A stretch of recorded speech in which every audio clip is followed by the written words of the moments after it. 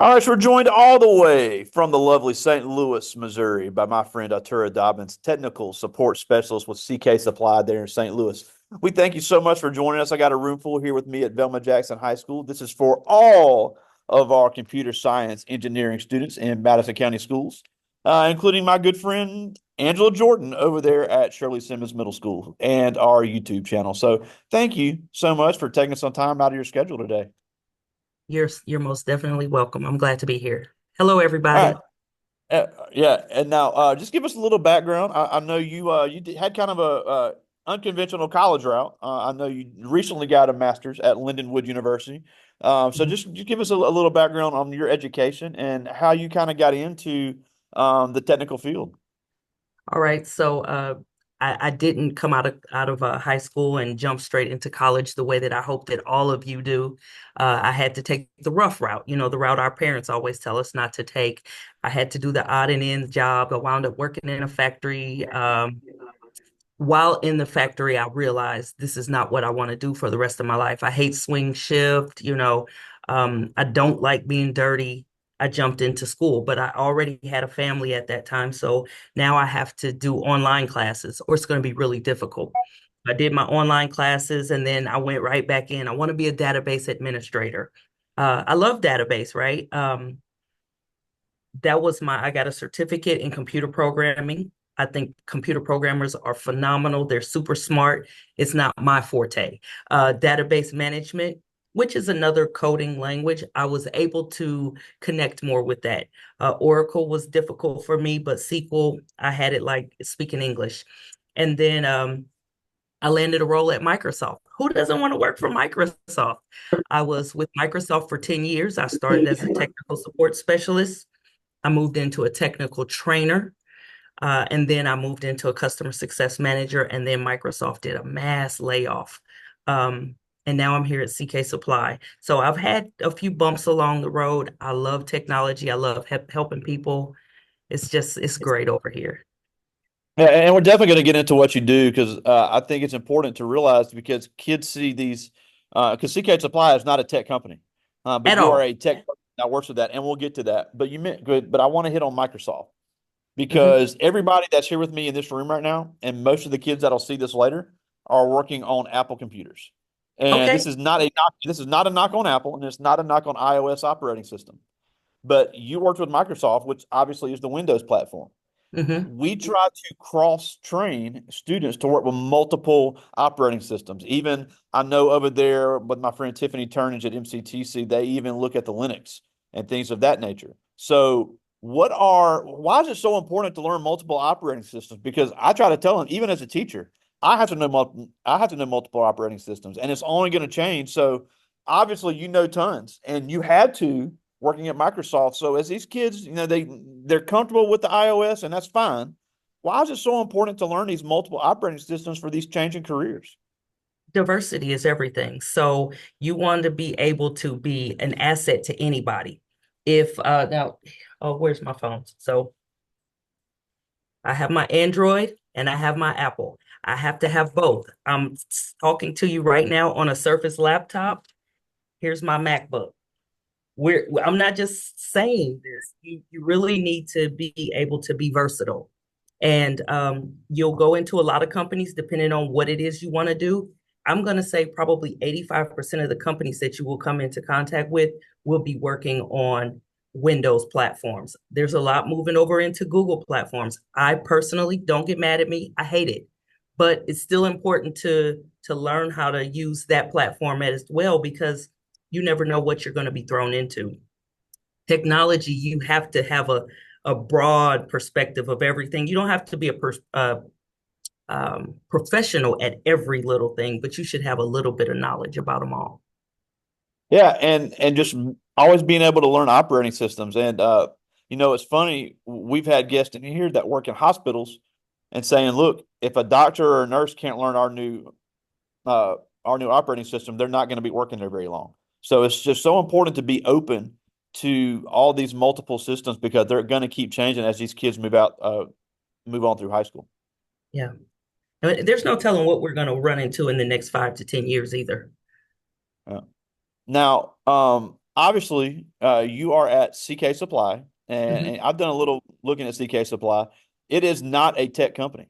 Nothing they do is technical. They do a lot of great, a lot of great things there in the Missouri, Illinois area, but it's not a technical company. However, you are a technical professional. So I think it's very interesting that even when jobs that are not technology based, there are still, I'm sorry, companies that are not technology based. There's still so many technology careers that need to be filled. So tell us a little bit about what CK Supply does and what you actually do there as a technology professional.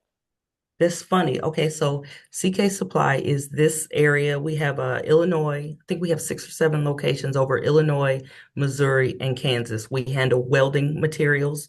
We teach welding classes. We handle your dry ice.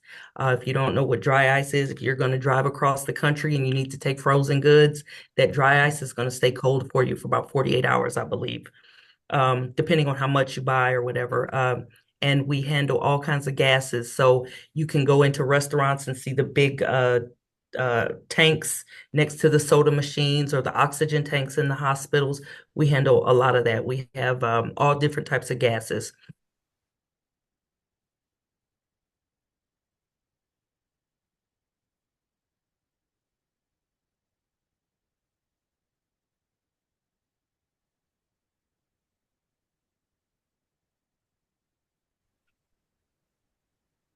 All right, so we're back after technical difficulty. We were talking about CK Supply and the multiple gases. All right. So yeah, we have moral of the story. Nothing here is technical. We have a lot of drivers. We have a lot of people filling those cylinders. We test cylinders, paint cylinders, everything. But at the background, technology runs a great deal of it. We have technology running, keeping us current with how much gas we're putting in our vehicles, how many miles we're going, how long a driver has been driving. I don't have one right here with me. I can show you. In addition to knowing so imagine me only knowing the iPhone operating system and then coming here where we have to use zebra scanners. And if you can see here, there's a little button on the side. This is how they scan all their material. Um, this is an Android operating system, and it's probably the most basic Android operating system I've ever seen, but you still have to know it. So help to keep all of the electronics for the company going. Most companies still have an administration side. I help all the administration side. The company in a whole only has about 250 employees. I'm the only IT support they have. We have a systems admin and my boss, but I'm the technical support for the whole company. Over three. Yeah, yeah, and that shows how every field, IT really touches every field. Now, I know you mentioned, and obviously we encourage everybody that wants to go to college. IT and technical jobs are so interesting in the fact that a lot of tech professionals are more looking for certifications and experience rather than the traditional degree. Now, we have some great computer science programs here in Mississippi, Jackson State, Mississippi College, uh, Mississippi State, Ole Miss, all have great computer and IT programs.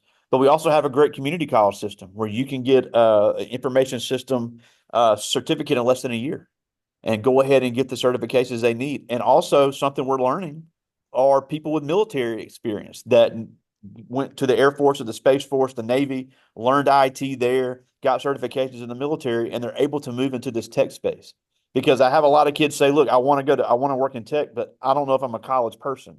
So tech is really, really diverse in the types of background somebody can get and languages they can learn in high school, even with coding. So talk a little bit about how the field is so diverse in that way, because it is really quite interesting and unlike other fields. It is, and I totally agree with you, Greg. Um, where I come from, I'm a class of 1995 graduate, so I'm old. Y'all go ahead and say it. Um, College was the only way. And so I had dreams of going into the Air Force, and I was going to let them pay for me to be a computer programmer and then come on out. That was my goal. Um, I wound up with child my senior year in high school, so that took away my dream of going off to the Air Force. I wanted to stay home and be a mom. Anyway, I don't think that changed me too much. the diversity that you're able to receive here, for number one, you have so many places. Google, Coursera, you can get a data analyst certification and go into entry level data analyst in as little as 3 or 4 months if you discipline yourself. You could do that before you graduate high school. You just have to pay a little money to go onto Coursera, do the work, put in the work. And then another thing I want to tell you, get a network, build yourself a network of IT professionals, business professionals. Watch what you post on social media because your network helps you with your net worth. Um, you never know who you're going to meet at a fast food restaurant. Imagine let's talk about diversity. My cousin at 15 started delivering pizzas for Pizza Hut. He wound up being the systems admin over the Texas region of Pizza Huts, Wow. starting as a doughboy, and moved up into, I mean, he had a great big house down in McAllen, Texas. He was doing really, really good. So you just never know how you can land into IT. It's all about your network and what you like. Yeah. Even with stepping into the IT department, I wrote a couple things up here. The different types of jobs. You have healthcare, you need IT professionals there, transportation, which is kind of what I do now, environment, entertainment and media, and the biggest one of all, I think, right, well, there's two big ones, cybersecurity and artificial intelligence. This is where everything is going. Find your place and just dive in. There's a Yeah, lot of and also the finance industry with all those databases that had to be protected from banks. You have millions and millions of dollars at stake. You have personal information at stake, and that's kind of along the cybersecurity realm. These banks are paying top dollar for people to protect their databases. That's true. Database is huge. Database, everything is about data right now, Greg. Everything. Yeah, and cybersecurity that's one of the ones that the military really pushes. And kids are coming out of the Air Force or the Space Force or the Army or wherever. They're 24 years old. They haven't stepped foot on a college campus, haven't paid a dime, and they're walking into six-figure jobs in cybersecurity. I was just going to say that. We're talking $120,000 base pay. Yeah. Now, and I'm glad you mentioned about the certification in high school, and because I want our kids to be aware, we actually have an IT program here in Madison County Schools that they can start in 10th or 11th grade for 2 years. They can get IT certifications while they're in high school. Once they graduate, they can start working in the field. If they want to go to school and get additional training, they can. But like we just said, these tech companies want people that can run their systems. Hmm. And with the technology always changing, they'd rather hire a 19, 20-year-old that knows the technology rather than um, somebody that's been, just because somebody's been around forever doesn't mean they know the system. That's true. Not only that, are you teachable? So me, again, I graduated high school very long time ago. I almost have a 30-year-old daughter, so that's how old I am. Um, a lot of companies are going to look at me like, is she trainable or is she stuck in her ways? Yeah. So having a open mind and being, what is the word I like to use? A growth mindset, always ready to learn the next big thing. If I got stuck on learning Oracle, I mean, things have progressed. So our Oracle's always going to be around, but things have progressed so much from when I started learning Oracle, all those 15 years ago. Yeah, and I'm glad you mentioned AI earlier as well because we've had a couple AI guests here, and and it makes me mad. The media loves to scare us to saying AI is going to take all of our jobs. We're just going to be replaced by robots, and all these people say, look, AI and robots are coming, but they're not going to replace people. The types of skills kids need to learn now, and the types of technology skills are what's going to change. What the job does is going to change, but the jobs aren't necessarily going away. So, what are some even if somebody says, I don't want to be an IT pro at all, that's fine. What are some IT skills they can learn now that's going to be helpful to make them more marketable? Oh, that's a great question. I didn't know I was going to be put on the spot. What can they learn now to help them be more marketable in the future? You just need to have a basic understanding of an operating system, I think, and how it's going to move forward. Oh, Greg, you could have gave me. Um, Number one, just stay up on the basis of technology, the Yeah. basics. If you understand the basics, don't be that person that's like, oh, I'm not tech savvy. That's no longer for your generation. That's not an option. Tech savvy is the basics. You know, we used to have to know how to type, Greg. Remember, if we could type 50 words a minute, we could almost get a job. You have to have some kind of understanding of technology and more than just Facebook and Insta and Meta, whatever. You got to know more TikTok. than TikTok. You got to know more than TikTok. Yeah. uh, Yeah. be able to understand basic coding, be able to understand a little bit about cybersecurity, how to protect at least your stuff. Do you have two-factor authentication on your bank account? There's very minimal things that you can learn now that will help you move to the next level of any career. Yeah, and Doc, you talk about basic coding, and I know a lot of our middle school students do a lot of the coding challenge. So, what are some good coding languages to learn that can translate into a lot of other fields? I think Java. I think Java right now is going to be a big one. Oh, it's another one. Is it C sharp? C sharp may be going away a little bit, but Java's huge. Java's everywhere. Yeah. Now, and another thing, and I always talk about this with our guest is this field has been desperate to be diverse. And we had last year we had a guest from Atlanta.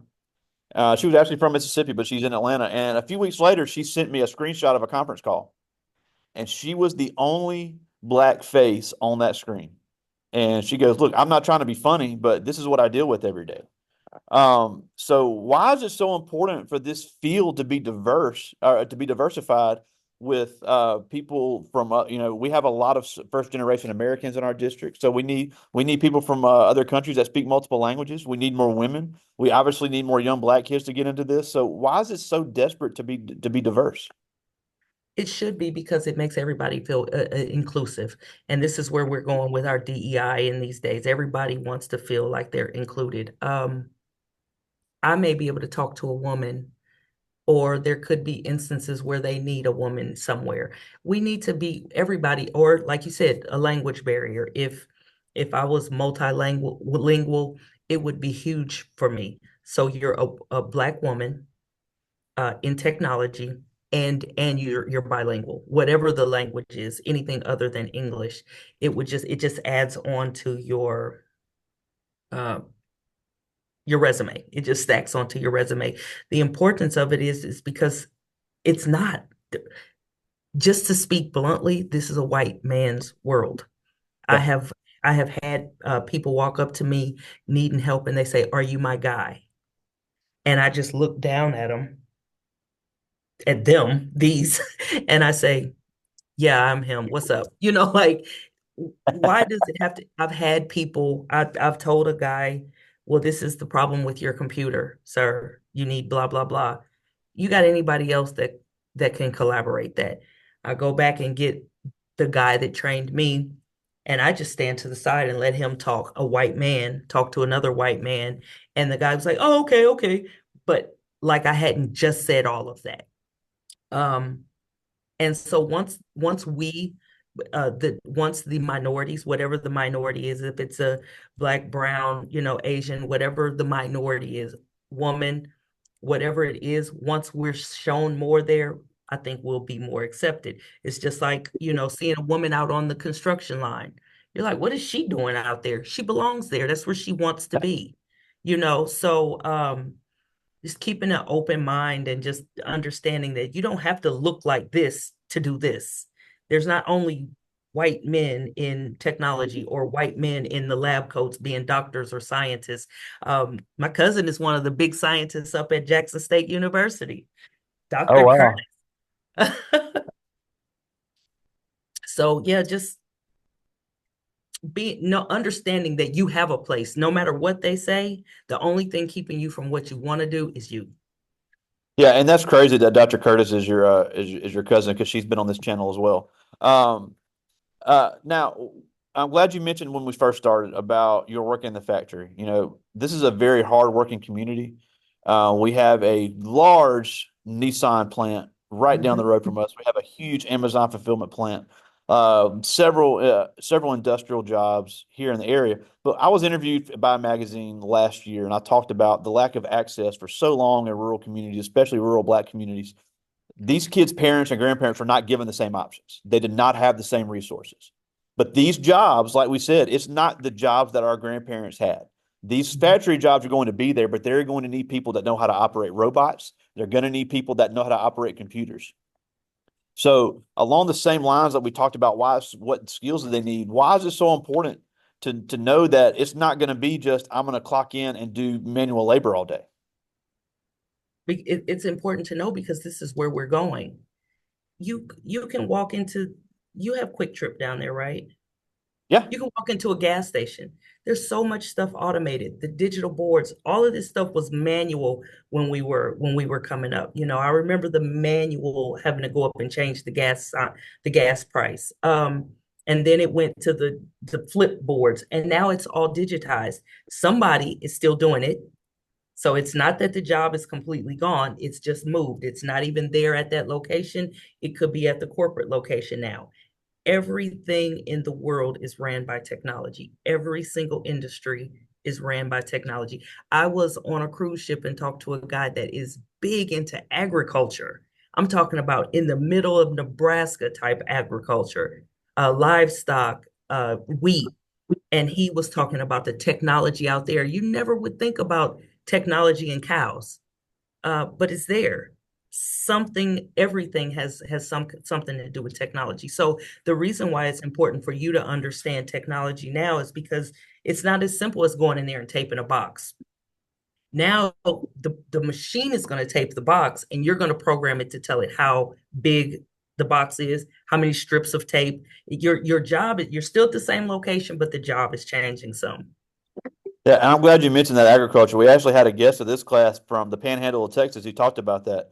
They sell automatic milkers, and he talked about the need for drone pilots in agriculture, and that is something that has just come up within the last decade, and it's only going to be bigger. So for our kids interested in agriculture, these technology people in agriculture are making an absolute killing.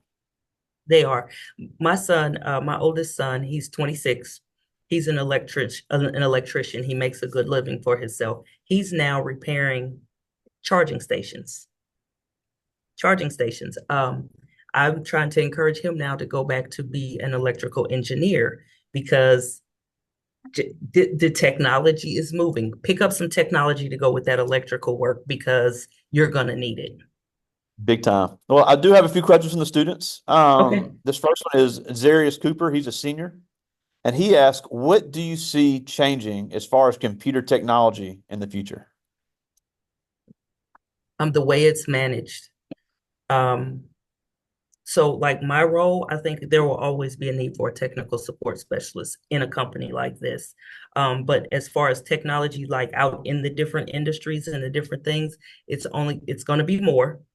Jobs that you see now are going to be replaced by technology, and then it'll be the person running the technology that's running that system. Let me break that down. So, I think AI is going to have a big place. I think, okay, for instance, the master's degree in instructional design. All right. Greg tells me I need you to create a program for blah, blah, blah. I go to Chat GPT and say blah, blah, blah. Chat GPT creates the whole program for me. Once Greg figures out that I didn't write that program, Chat GPT did, he can just go to Chat GPT. He doesn't need me. So what I need to know is how I can work with the artificial intelligence to keep my job. Artificial intelligence won't necessarily replace me. I'll have to learn how to work with the technology. It'll be my partner. That is a great point. I love it. This is Bryson Stevens. He's in ninth grade, and he asked, what about your job do you enjoy the most? You know, I like helping people, and one thing about technology, and Greg will, I'm sure he's going to back me up. Every single day I come into this place, I'm a technical support specialist, but every single day my job is different. Every single day. One day it could be somebody's having a problem with this program. This person's having a problem with their phone. For the next 2 weeks, I might not have a problem with with a phone or that program. It might be, our internet's not working in the building or somebody's screens aren't coming on. Every single day is different. They're the same. You're always using your brain. You're always trying to you're always problem solving and solution focused, but it just what the task is that day or at that moment changes. And that's what I love about it because I don't like feeling like a robot. I don't want to Yeah. be on a line doing this all day. I want to be able to move around and figure out what's really going on. Use my brain. Yeah, and that's the cool thing about jobs like yours is, yeah, it's on the software side, but there's also on the hardware side. People that like to take things apart and see what's broken. There really is a good mixture for that. People that like to unplug things and rewire things. There's always something to do.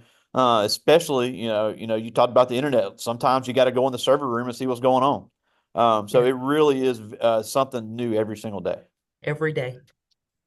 And then helping people, when you have somebody doing a job and they're doing it the hard way, being able to introduce them to something that will make their job a little bit easier. I love that too. I'm like, yeah, that's because I'm dope. So I like Yeah. that. Now, and we mentioned, and real quick, I forgot something that I've learned recently about a lot of these tech companies, is we mentioned the server room. These companies are paying top dollar to HVAC people to keep the server room at a good temperature. Just here in Mississippi, you mentioned your cousin in Texas. If it's that area of the country where it gets hot and you've got millions and millions of dollars at stake to operate a business, they've got to keep that room cool no matter what. So Yeah, there are people that literally their job is to keep a server room cool, and they get paid a lot of money to do it. a lot. That server room got to be at 62 degrees all year round. Yeah. It doesn't I, matter about a power outage, a tornado, a hurricane. That room needs to be at 62 degrees in order for our systems to stay up. yeah. I got time for one more. This is Cortez Maxwell. He's a sophomore, and he asked, "I want to be a computer engineer. So, what advice would you give me to pursue that field?" Start now. Start now. Learn as much as you can. Get on Reddit, get on Quora, follow the trends, set you up a LinkedIn profile and start your network. Start your network. Everybody, it doesn't matter what you want to do. Start your network now. And then start reading up on it and build, instead of going out Friday night, start building your programs at home and learn. I'm for real. Um, your your experience is going to get you, to me, who you know is going to get you further than what you know in the beginning, but you do have to know enough to get in. So um, pay attention to Mr. Greg and just start learning now. Learn as much as you can now. Don't wait until you're done with high school. Take every learning opportunity serious. And I mean that because I didn't. Um, take every learning opportunity serious because you never know how you're going to need it in the future. Yeah, and we're almost out of time, and that was a great point, and we thank you so much for joining us. But the last thing before we go is, why is it so important for these kids to consider getting into this tech field that desperately needs them?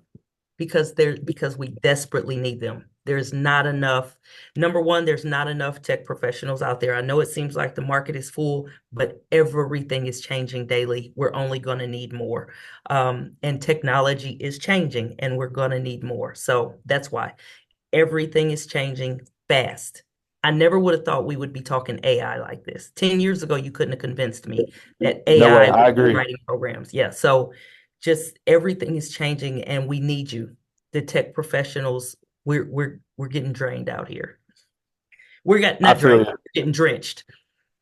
I feel you. But again, we thank you so much for taking some time out of your busy schedule. Artura Dobbins, all the way from St. Louis, Missouri, there with CK Supply. Thank you so much for joining us today. Thank you. Bye bye. I talk to you soon, buddy. All right.